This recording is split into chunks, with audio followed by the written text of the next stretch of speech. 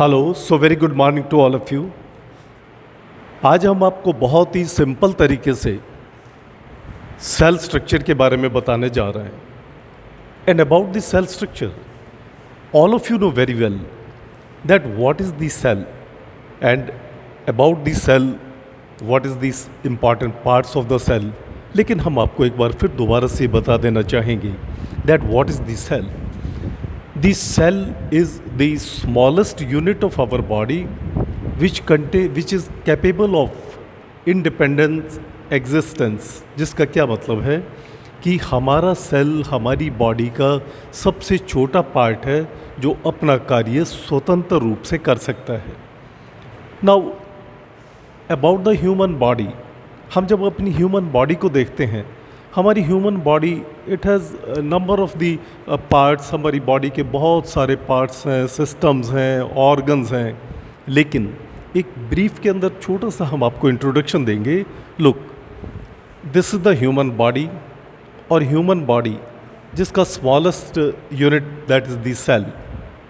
अगर हम सेल से इसको स्टार्ट करें, a group of the cell is called as the tissue, यानी कि सेल के कोशिकाओं के समूह को टिश्यू या उत्तक कहा जाता है। Then a group of the tissues they make the muscle, मांसपेशी बनाते हैं। Group of the muscles make the organ, organ को बनाते हैं, किसी भी शरीर के अंग को बनाते हैं। Number of the organs they make the system, number of the systems are made of the different organs, and number of the systems they make the body. In this way we can say the smallest unit of the body is the cell। हमारे शरीर का सबसे छोटे से छोटा भाग cell है। I think यहाँ तक आपको सबको क्लियर हो गया होगा। अब आगे चलते हैं। देखिए, ये आपके सामने हमने अभी डायग्राम बनाई है सेल स्ट्रक्चर की। Look at this diagram. इस डायग्राम को आप देखेंगे, आपको एक एक पार्ट बहुत आसान तरीके से समझाया जाएगा that what is this cell structure.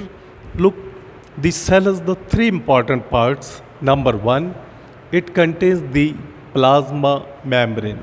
Okay. Number two, it contains the cytoplasm. Number three, it contains the nucleus. तो आप सभी लोग ये देखेंगे कि इस डायग्राम में हमने सबसे पहला पार्ट दिखाया है द प्लाज्मा मेम्ब्रेन। अब प्लाज्मा मेम्ब्रेन के बारे में आपको हम बताएंगे that what is this plasma membrane. The plasma membrane is the boundary wall of the cell. Cell की बाउंड्री वॉल को हम प्लाज्मा मेम्ब्रेन कहते हैं। और अगर हम इसकी इलेक्ट्रॉन माइक्रोस्कोपिक स्ट्रक्चर को देखें, the electron microscopic structure of the plasma membrane, the total thickness of the plasma membrane is 75 angstrom unit. ये इसकी एक इलेक्ट्रॉनिकली इसकी माइक्रोस्कोपिक यूनिट है। जो टोटल थिकनेस है 75 एंगस्ट्रॉम यूनिट है। It has the three layers, और इसकी फर्दर थ्री लेयर्स पाई गई हैं। First layer outer is the protein layer. जो इसकी सबसे बाहर की लेयर है वो प्रोटीन्स की बनी हुई है, और प्रोटीन की बनी हुई है तो वो क्या है, that is the elastic mechanical resistance, and thickness is 25 angstrom units. अब आइएगा, इसकी जो बीच की लेयर है, द सेकंड और the intermediate lipid layer. Lipid you know what is lipid. Lipid का मतलब होता है फैट। दैट मीन्स फैट जिसमें से जो फैट सोल्यूबल हमारे कोई भी ऐसी पार्टिकल्स हैं वो इसके थ्रू एंटर कर सकते हैं। That means this is bimolecular phospholipid layer with the thickness 25 to 35 angstrom unit. Okay. Now, अब थर्ड पर आइएगा, the inner protein layer, सबसे भीतरी layer, that is the third one is the protein layer made up of the glycoproteins। ये glycoproteins की बनी हुई है, और इसकी thickness भी 25 एंगस्ट्रॉम यूनिट है। यानी कि ये तीन लेयर्स मिलकर के हमारी आउटर प्लाज्मा मेम्ब्रेन को बनाती हैं। और प्लाज्मा मेम्ब्रेन ये हमारे सेल को शेप, साइज़, और हमारी बॉडी के अंदर, हमारी सेल के अंदर किन्हीं भी बाहर से आने वाली डिफरेंट पार्टिकल्स की एंट्री करवाता है या सेल के भीतर से डिफरेंट पार्टिकल्स को बाहर जाने के लिए उसको परमिट करता है. So this is the our plasma membrane. Now let us come to the second part, cytoplasm. What is the cytoplasm? देखिए, हमारे सेल के भीतर एक सेमी फ्लूइड, एक होमोजीनियस एक फ्लूइड भरा हुआ होता है. और होमोजीनियस का मतलब क्या होता है, ये भी आपके लिए समझना बहुत ज़रूरी है. होमोजीनियस मीन्स जो सारे स्थान पर एक जैसा पाया जाए. अगर हम इस फ्लूइड को यहाँ देखेंगे, इसकी कंपोजिशन यहाँ पर भी वैसी ही है, यहाँ देखेंगे यहाँ पर भी. Similarly in the complete cell this is homogeneous in structure and it contains number of the structures. Cytoplasm के अंदर बहुत सारी स्ट्रक्चर्स पाई जाती हैं जिसको हमने दो पार्ट्स के अंदर डिवाइड किया है. We have given the two categories. यूँ समझिए कि इसको हमने दो कैटेगरीज दी हैं. Number one is the organelles and second is the inclusion. ये देखिएगा, ऑर्गेनेलिस और इंक्लूजन. अब आपके लिए ऑर्गेनेलिस को भी समझना ज़रूरी है कि ये ऑर्गेनेलिस क्या है. ऑर्गेनेलिस मीन्स जो ऑर्गन की तरह से काम करें, यानी सेल के भीतर ऑर्गन की तरह से काम करें. और इन अदर वर्ड्स कि ऐसी स्ट्रक्चर्स विच में हेल्प इन दी मेटाबॉलिज्म, जो मेटाबॉलिज्म के अंदर मदद करें, किसी भी रासायनिक क्रिया में मदद करें. और रासायनिक क्रिया, ये भी आप जानते हैं कि रासायनिक क्रिया अगर नहीं जानते तो हम आपको ये भी बता देते हैं कि सेल के भीतर होने वाली रासायनिक प्रक्रिया जिसमें ऑक्सीजन और भोजन इस्तेमाल होता है, एनर्जी प्रोड्यूस होती है. Some of the waste products like the urea, carbon dioxide etcetera, ये सब प्रोड्यूस होते हैं. तो ऐसी रासायनिक क्रिया का नाम दिया गया है मेटाबॉलिज्म. हम उनको कहते हैं ऑर्गेनेलिज. ये ऑर्गेनेलिज कौन कौन से हैं? Look, number one is the mitochondria. Mitochondria क्या है? This is very very important structure present in the cell, जिसको हम पावर हाउस या पावर प्लांट भी कहते हैं. जिस सेल में जितने ज़्यादा माइटोकॉन्ड्रिया होंगे उसमें उतनी ही ज़्यादा उसकी पावर होगी. Second is the centrosome. Centrosome जो न्यूक्लियस के ऊपर पाया जाता है, helps in the cell division, यानी कोशिका विभाजन में मदद करता है. इसके ऊपर देखिएगा, this is the Golgi apparatus. Golgi apparatus भी मेटाबॉलिज्म में मदद करता है, यानी रासायनिक क्रिया में मदद करता है.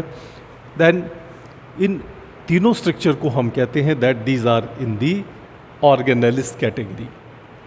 और उसके बाद आइएगा vacuole, fat bodies, they are not the organelles बल्कि इंक्लूजन्स की कैटेगरी में आते हैं, क्योंकि ये सेल के लिए मेटाबॉलिज्म का कार्य नहीं करते, बल्कि वैक्यूल जैसे व्यर्थ पदार्थों को बाहर निकालना, fat bodies excess of food material को स्टोरेज करने का काम करना. Then there is one structure endoplasmic reticulum has also been shown.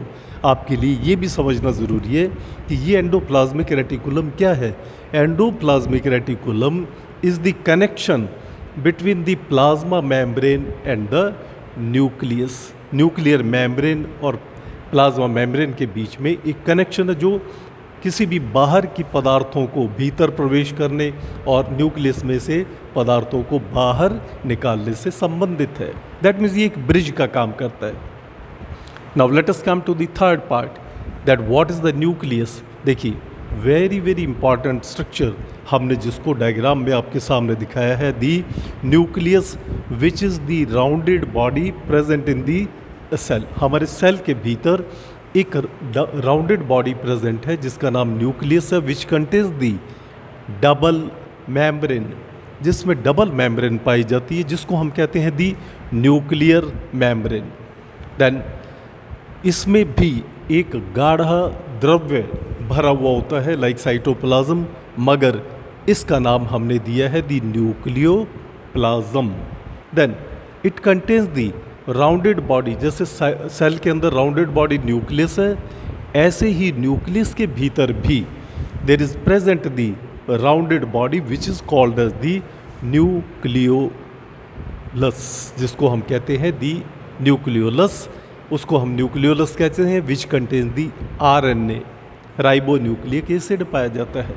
Then there are present the thread like structures which are called as the chromosomes, जिनको हम chromosomes कहते हैं, और मनुष्य में इनकी संख्या फिक्स होती है 46 in number, always present in the pairs, यानी कि ये हमेशा जोड़े में पाए जाते हैं, which contains the DNA deoxyribo nucleic acid, which contains the genes, माता पिता के गुणों को संतान तक पहुंचाने का कार्य करते हैं।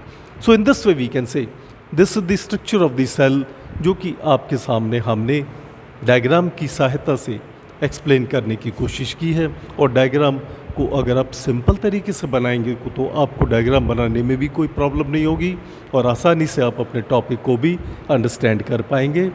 प्लाज्मा मेम्ब्रेन, साइटोप्लाज्म, न्यूक्लियस, 3 हमारे इंपॉर्टेंट पार्ट्स हैं। Thank you very much.